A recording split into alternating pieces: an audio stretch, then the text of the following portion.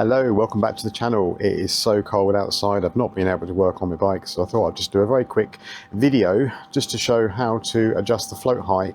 Now these carbs are for a ZZR1100, but there are many other carburettors that are pretty much the same, and this process will kind of work for all of them. So what you're looking to do is, this is your float, which goes up and down, and that pulls on a very small little needle, which I'm not sure whether it's visible in here, but as the float lifts, there's a little tab just here which pulls a little valve on the seat to open and close.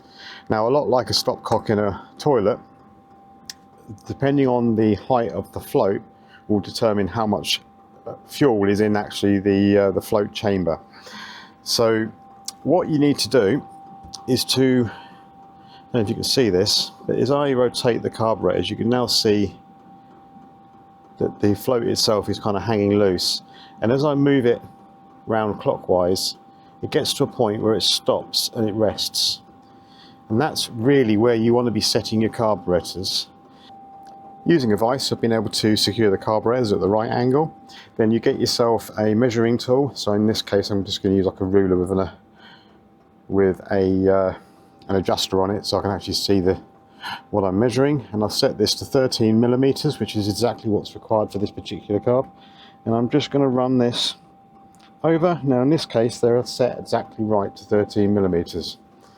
Now there is a small tab, and you'll see it in this picture, which you can then adjust with a screwdriver. Now by pushing the tab inwards ever so slightly, it's going to raise the float height, and then pulling it back or back out a little bit is going to lower the float height.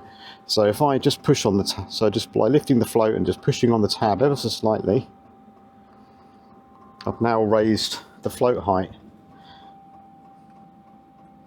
by about a millimeter or so. So you can now see that there's now it's interfering as I run the measuring tool. And then just by lifting,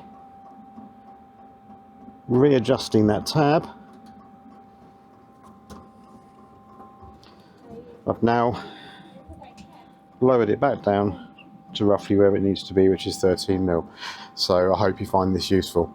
If you like the video, then give it a little thumbs up, hit subscribe. I really do appreciate subscribers, so thank you very much for those that have subscribed recently. And hopefully when the weather warms up, I can get a few more videos out, and I really can't wait to see you all in the next one. Thanks for watching.